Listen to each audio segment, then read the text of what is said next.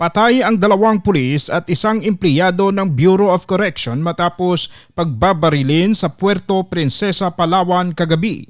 Kinilala ang mga pulis na sina Police Staff Sergeant Ryan Chris Cabanya, Police Staff Sergeant Jason Fernandez, pawang nakatalaga sa Police Station 2 sa Puerto Princesa, Palawan. Kinilala naman ang empleyado ng Bucor na si Gerson Ohario. Batay sa ulat ng mga mamamahayag sa Palawan, naganap ang pamamaril sa Zone 13, Barangay Irawan, Puerto Princesa City, dakong alas 10 pasado ng gabi. Sa pahayag ng Puerto Princesa City Police Office na inilithala sa kanilang Facebook page, pagkatanggap raw ng report ay inatasan ni Police Colonel Christine Tabde si Police Major Ray Aaron Ilona na magsagawa ng masusing investigasyon para matukoy kung ano ang nangyari at kung ano ang motibo sa likod ng pamamaslang. Naghahanap na ng mga ebidensya ang mga pulis sa kasalukuyan. Bumuo na rin sila ng Special Investigation Task Group para tumulong sa pag-iimbestiga. Wala pang pahayag ang mga kapulisan kung paanong nabaril ang 3 biktima.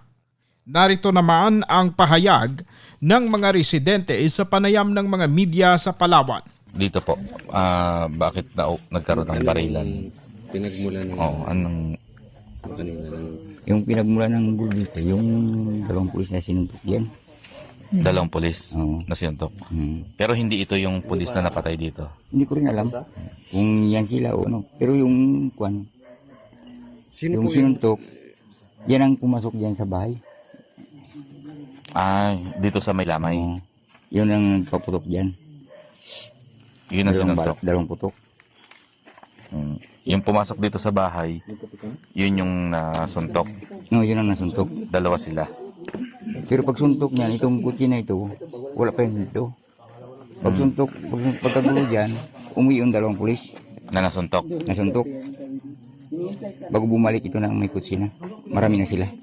Sila rin yung nasuntok. Hindi. Kasama ang nasuntok. Kasama ng suntok. may kasama na silang iba? May kasama na silang iba. Mga ilan po yung bumalik dito? Hindi ko rin namin alam kaya nagkarabuara ng taon. Hindi na malaman kung pulis o sibilyan. Kasi yung isang pulis, basta nalaman kung pulis kasi pumasok niya sa loob ng bahay. Nagpakilala. Hindi nagpakilala. May baril siya. Ano sabi niya? Wala siyang sinabi na pulis siya o ano. Ang hinanap niya ay sumuntok sa kanya. Okay. Ay ang sabi namin, wala yan dito sir. Oh. Kaya bigla naman nagpagputok dyan, nagkaputok ka na sa kabila. Sabi po yung isang nasuntok buhay ngayon, hindi siya kasama dyan. Aywan kung kasama siya o buhay. So, paano nagkaroon po na nagama yung taga-Bucor? Yung taga-Bucor dito nakatira? Yung may bahay niya, Bucor. So, siya yung kaaway o umawat lang po? Hindi rin alam kasi tulog na rin natin yan. Pero hindi niya maano kung mga ilan yung sumugod dito? Na Ay, hindi malaman kasi pagbaba ng kutsi, yung dito, puno yung tao yan dyan, may rabob na. Ilang sasakyan na lang po. Ang, Kung hindi natin nakita yung mga sakay ng sasakyan. ay, hindi makita kasi Hindi po yung ang tao- sasakyan ilan. Basta itong kutsi na ito, may sumusunod na mga motor. Nakamotor. Wala pong pick up. Hindi ko na mapansin kasi doon ako eh. Pero yung pinanggalingan po, kung bakit nagkaroon ng suntukan o pisikalan, na nakita niyo ba yun? Ay, hindi ko nakita yun. Hindi nakita. Kasi doon ako nagbantay. Okay. may nadamay daw po na babae. Aywan, hindi ko rin Wala alam. rin. Kasi nung makarinig ka ng putok, nagdapa na lang kayo. Wala, hindi na. Nagalakad pa nga yung mga tao. Eh, sa dami. Wala rin nagdapa. Ang pulis, yung pinsan ko, pinapadapa. Kasi kinuha ng pulis. Kayo po mga ilang putok yung narinig niyo? Basta maraming putok, hindi ko lang bilang. Sunod-sunod ba? Sunod-sunod ang putok eh. Mga between 9 to 10 po ito ng gabi, no? Mga 10. Natin na. 9 pa 10. Marami ng tao dito sa... Sa tingin niyo po, magkakilala po yung mga pulis at saka yung Bucor. Hindi siguro. Ilan po yung sa tingin nyo na ilan yung nagpaputok? Ay, hindi ko makuha kung Hindi ilan. na rin na... Kasi putok na lang, basta putok na lang narinig eh. Basta yung ang malinaw po dito, yung nasuntok o nabugbog. Yun ang nagpaputok yun sa loob ng bahay. 2. Yung nasuntok. Bago paglabasan ng mga labas niya, diyan nagkaputukan na sa kabila. Yun yung yung pagputok nila, yung pagbalik na nila. Yun, pagbalik na. Tapos na sila masuntok nun. Matapos na matasuntok. Ito kaya nga itong kutsi na ito, yan ang kasamahan nila.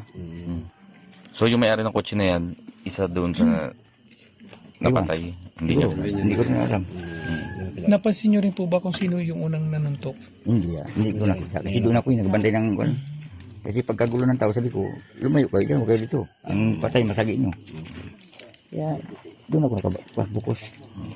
Ang may nagsuntukan, nagkagulo. Bago bumalik na lang na.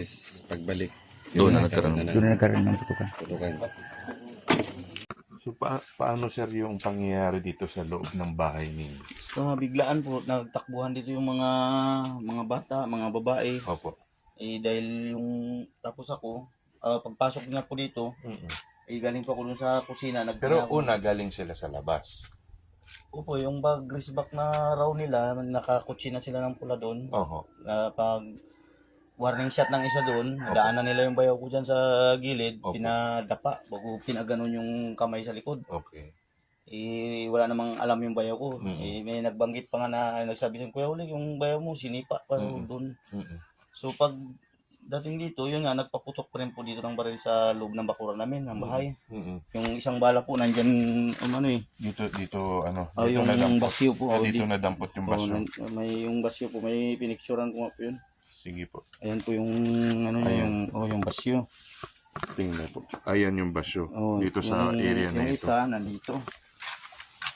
Ito naman yung isa. Kaya ninalaan rin ng suko na, ito nga, tinignan namin kasi, Ah, parang tama po ng bala po yan, di ba? Pakituro po, Kasi yung pakituro. basyo, posibilidad na dito yung basyo. Pero Teka, pakituro po ng kamay ninyo. Ng yan daliri. po yung butas na yan, parang hininala ng suko na Tama rin ang baka bala. tumama dyan yung bala. Pero sabi nila, hinanap namin doon yung Slug, wala yung naman. tingga o kung ano ba yung, kasi yung basyo dito sa baba, ito yung basyo na to. Oo. Dito lang yan. Diyan lang nadampot. Oh, tapos dito, Ito may mga dugo ito. Dugo ba ito? Wala, hindi pa Hindi. yan. Okay.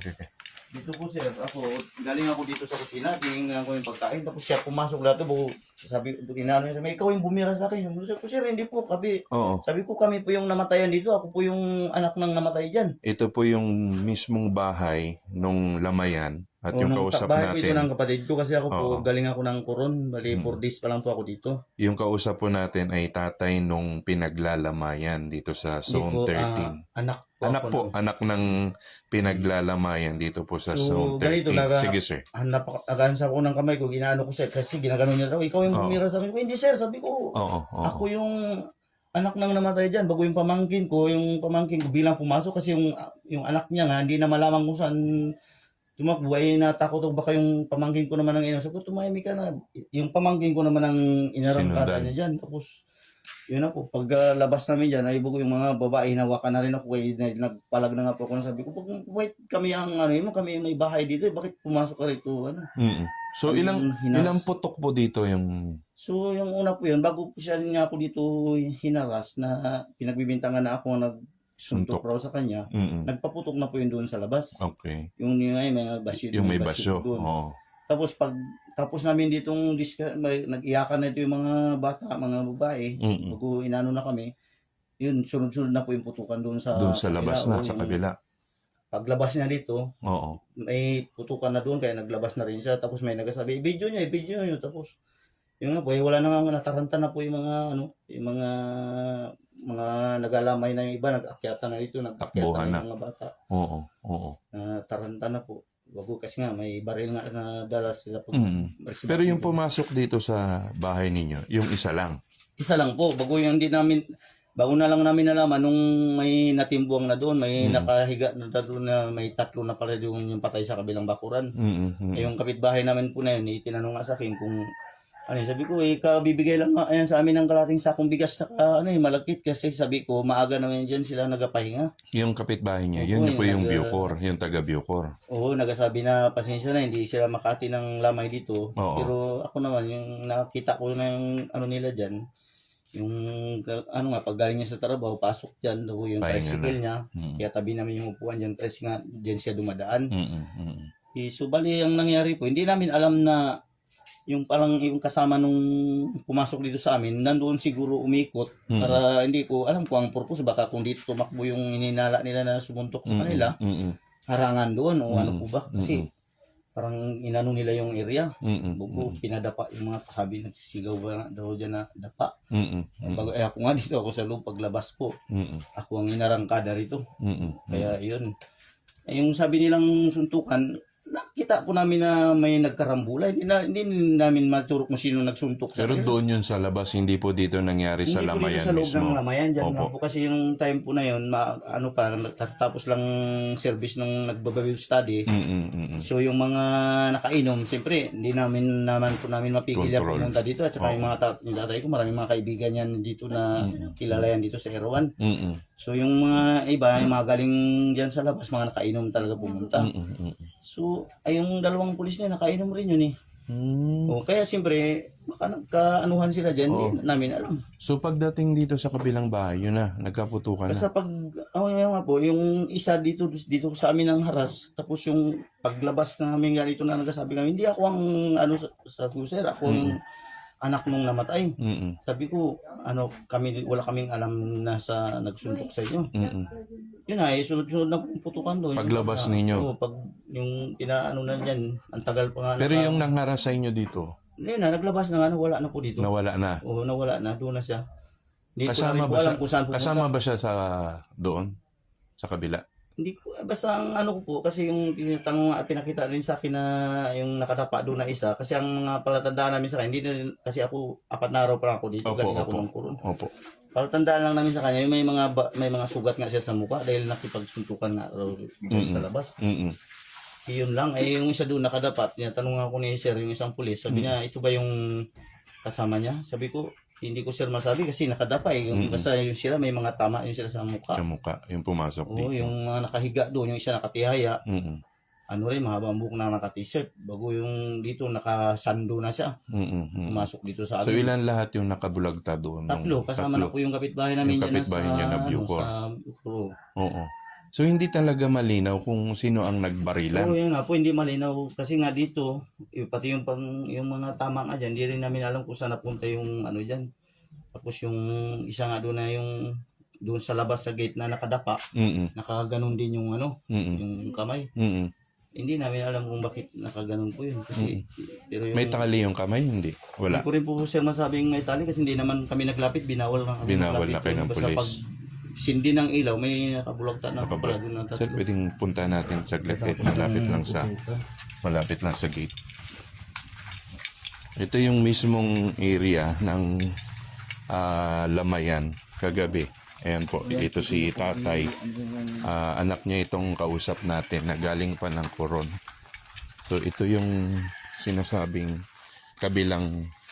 Yan po yung bakuran po ng sabi nila yung sa Bucor nga, Bucor nga po yun. Dito. Hindi ko rin nga po kilala yung Huwag pangalan na kasi po bago natin lang po ako banggitin. dito eh.